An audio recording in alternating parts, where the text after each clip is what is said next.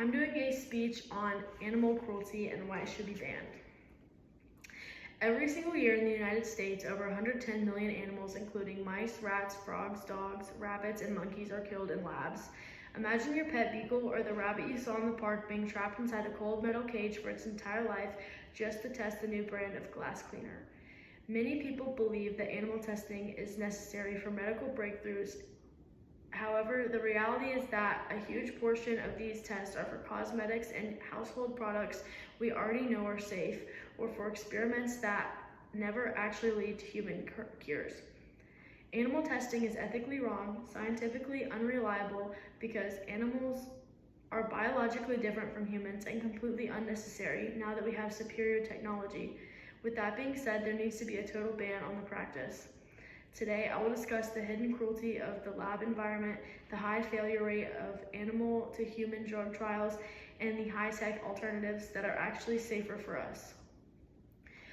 So lab testing isn't just a simple poke or shot. It involves extremely physical and psychological suffering.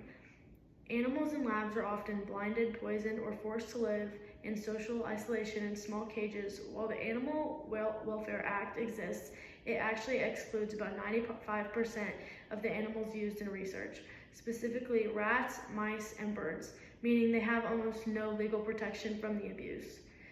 Some people argue that it's just a rat, but biological science proves that these animals have a complete nervous system. They feel fear, loneliness, and physical pain just like any other mammal. Even if you put the ethics aside, we have to ask if this is even working. Animals are not many humans. Our DNA and physiology are different enough that results from a lab rat rarely translate to human patients. According to the FDA, roughly 90% of drugs that pass animal tests actually fail when they reach human clinical trials. They either don't work or they turn out to be toxic to people. This isn't just cruel, it's a massive waste of money, time, and scientific resources. If we're relying on data that is wrong 9 out of 10 times, we're actually slowing down the medical process rather than helping it.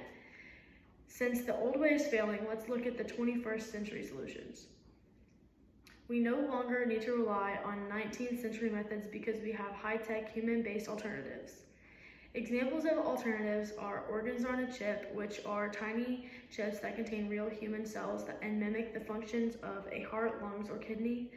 We have computer modeling, which is an advanced software that can predict how a human body will react to irritation without ever touching a living creature.